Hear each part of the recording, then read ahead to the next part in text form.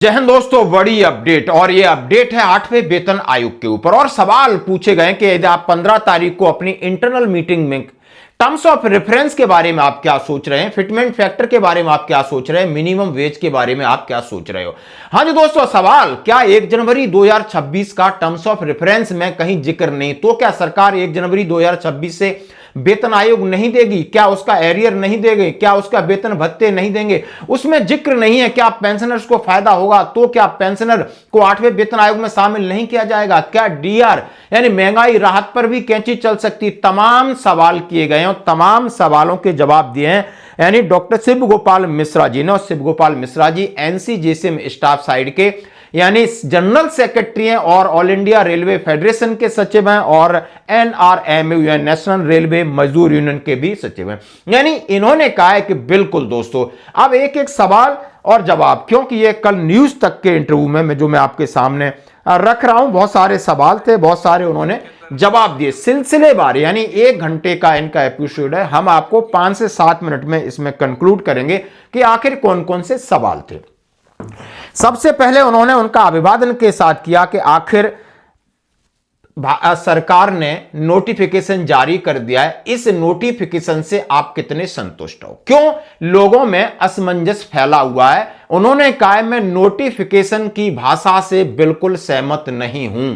तो कि सरकार आखिर इतना देर क्यों कर रही है? उन्होंने बोला सरकार पॉलिटिकल माइलेज लेना चाहती है और सरकार आगे भी पॉलिटिकल माइलेज लेगी। उन्होंने कहा सुभाष गर्ग ने कहा है कि दिवाली 2028 को कर्मचारियों के जेब में पैसे आ जाएंगे। बोला वो उनकी बात हो सकती है, लेकिन हम कह रहे हैं कि यह सरकार पॉलिटिकल माइलेज के चक्कर में 2029 का लोकसभा चुनाव का भी फायदा ले सकता है। 2027 में जो सिफारिश करनी है उधर उत्तर प्रदेश को चुनाव है। फिर उन्होंने कहा कि आखिर अब आगे आप किस तरीके से सोच रहे हैं, तो ये थी टाइमलाइन के बारे में उन्होंने बताया कि सरकार पॉलिटिकल माइलेज यानी अपना राजनीतिक फायदा लेगी। और उसी तरीके से दिल्ली का जिक्र किया, बिहार का जिक्र किया, उत्तर प्रदेश का जिक्र किया और लोकसभा चुनाव का जिक्र कर दिया। तो आप समझ चुके होंगे, पहला सवाल टाइमलाइन का क्लियर होगा।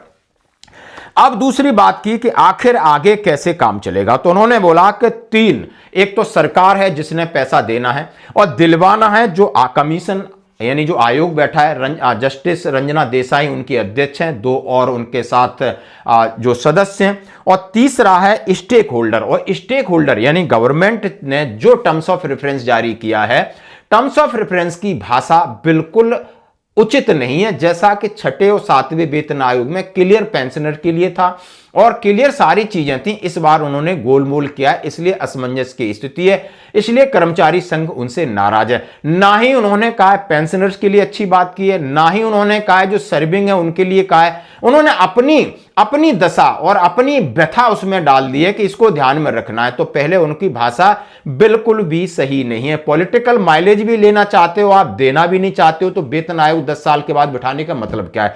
आपको यह देना चाहिए था कि आप इनकी समीक्षा कीजिए और इस तरीके से रिकमेंडेशन कीजिए, उसके बाद हम निगोशिएशन करेंगे, इन्हें देंगे। लेकिन उन्होंने जो भाषा तोड़ मरोड़ के रखी है उससे सब लोगों को आपत्ति और हमें भी आपत्ति है। कहा है कि हमारा 40 साल का अनुभव है, ऐसी भाषा नहीं होनी चाहिए।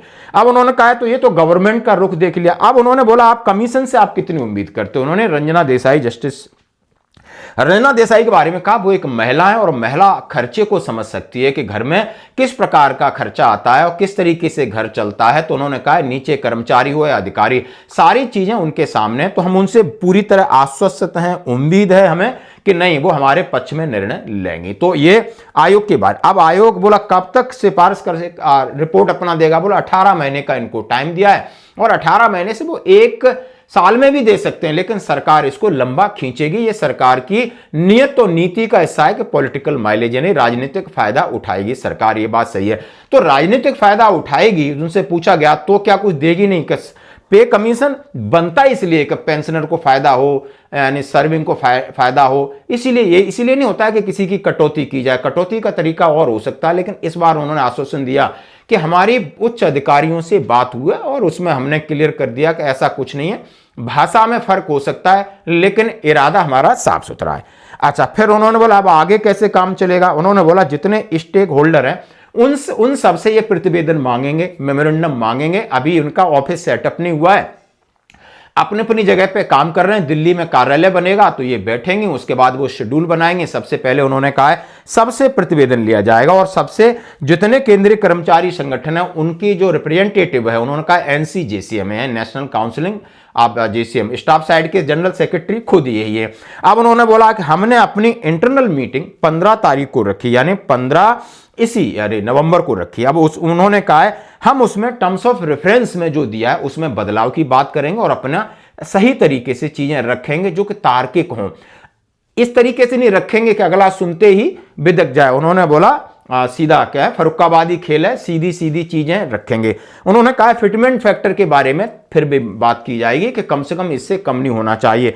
कितना फिटमेंट फैक्टर होगा, उन्होंने बोला मैं एक जिम्मेदार आदमी हूं, मैं अभी से नहीं बात करूंगा, पहले मेरी इंटरनल मीटिंग हो जाने दो, उसके बाद हम आप बात करें। मिनिमम वेज तो सेट हो जाए, बोलो टर्म्स ऑफ रेफरेंस सेट हो जाएगा, मिनिमम वेज सेट हो जाएगा तो फिटमेंट फैक्टर ऑटोमेटिक वर्कआउट होगा। क्यों, बोला क्या बदलाव कर सकते हो, सबसे पहले बास्केट की बदलाव की, प्राइस इंडेक्स की बदलाव की, जहां उन्होंने वेटेज दिया है डॉक्टर अकॉर्ड फॉर्मूले के बदलाव की बात किया। बोला ये हमारी इंटरनल मीटिंग। उसके बाद किसका नंबर आएगा, उसके बाद उन्होंने कहा है सिविल डिफेंस एम्प्लॉय, उनसे बात करेंगे, अपना प्रतिवेदन देंगे। उसके बाद आर्मी वाले देंगे, एयरफोर्स नेवी जो तीनों हैं मिलकर ये अपना देंगे, पोस्ट ऑफिस देगी, रेलवे देगी। अब ये शेड्यूल तय होगा कि सब अपना अपना प्रतिवेदन देंगे, सबके डेलीगेशन जाकर के कमीशन से मिलेंगे और उनकी बातचीत होगी। उसके बाद फिर बहस होगी और बहस स्ट्रांग तरीके से जो हमने अपने प्रतिवेदन में दिया है उसको हम जस्टिफाई करेंगे। इसके लिए हमें भी बहुत टेक्निकली तरीके से तैयार रहना होगा। ये सारी बातें कही। फिर उन्होंने कहा है कि सुभाष गर्ग के बारे में क्या, वो फाइनेंस सेक्रेटरी, उन्होंने कहा है कि दिवाली यानी 2028 दिवाली तक भी सरकार कर सकती है। उन्होंने बोला शायद वो उनका आइडिया हो सकता है। पहले उन्होंने कहा है कि शायद पे कमीशन बैठे ही नहीं, तो मैं उनकी बात पर ज्यादा टिप्पणी नहीं करना चाहता हूं। तो इसके बाद उन्होंने कहा है कि आगे क्या खतरे वाली बात की। अब उन्होंने कहा है कि इसमें 1 जनवरी 2026 का जिक्र नहीं है और उस डेट से यह लागू है। पहली बार उन्होंने यानी 16 जनवरी में इसकी घोषणा की थी, तब उसको मेंशन किया था 1 जनवरी 2026 से 8वें वेतन आयोग की हम सिफारिश कर रहे हैं और लागू हो जाएगा। लेकिन इस बार लिखित में नहीं दिया जैसा कि पहले लिखा जाता था। बोला इस बिल्कुल, और इससे अब बहुत सारी आशंकाएं यानी बहुत सारी घबराहट है, बेचैनी है कि या क्या सरकार जिस दिन घोषणा करेगी उस दिन से तो नहीं देगी, क्योंकि सरकार ऐसा करती आई है। करती क्या आई थी, उन्होंने बोला सरकार माना कि 1 जनवरी 2016 से पे कमीशन लागू था, 2018 में किया तो अलाउंसेस उसने उसी समय से किए 2018 से, और लेकिन पे का एरियर 1 जनवरी 2016 से दिया। इस बार इन्होंने 1 जनवरी 2026 मेंशन नहीं किया, तो इससे हमें इस बात को हम सामने रखेंगे कि उसको आप अमेंड करिए, क्योंकि इसमें अनिश्चितता का माहौल फैला हुआ है। कहीं सरकार ऐसा ना कर दे कि जिस दिन से करे उसी दिन से दे, पीछे का एरियर न दे। ऐसा हो सकता है, जैसे मैं स्टाफ साइड के साहब भी बोले, हो सकता है सरकार के मन में हो। बात की गई पेंशनर का जिक्र नहीं, इसके बारे में आपका उन्होंने बोला इस बार जो पेंशनर्स के लिए भाषा इस्तेमाल की इससे असंतोषजनक है और ये बिल्कुल सही नहीं है। भाषा और उनकी जिस तरीके से उन्होंने गजट नोटिफिकेशन जारी किया उससे हम पूरी संतुष्ट बिल्कुल नहीं, क्योंकि हमने 6वां 7वां को आप उठा के देख लीजिए, उसमें आपको क्लियर लिखा है कि पेंशनर्स के हितों की रक्षा की जाएगी, यानी उसमें ये लिखा है पेंशनों को बढ़ा। इस बार बोला है कि बजट होगा, पैसा बचेगा तब देखा जाएगा। बोला ये लैंग्वेज हम ना तो इंग्लिश में ठीक है ना हिंदी में ठीक है। और उन्होंने कहा और लगभग पेंशन नहीं, जो सर्विंग वाले हैं वो भी परेशान है, उनके लिए भी उनको कुछ देना है, उनको देना है, देने के लिए पूरा गजट नोटिफिकेशन, लेकिन सारी चीजों को ध्यान रखने की बात उन्होंने कही है जो कि बेतुकी बातें कही, इसका कोई प्रावधान की जरूरत नहीं थी।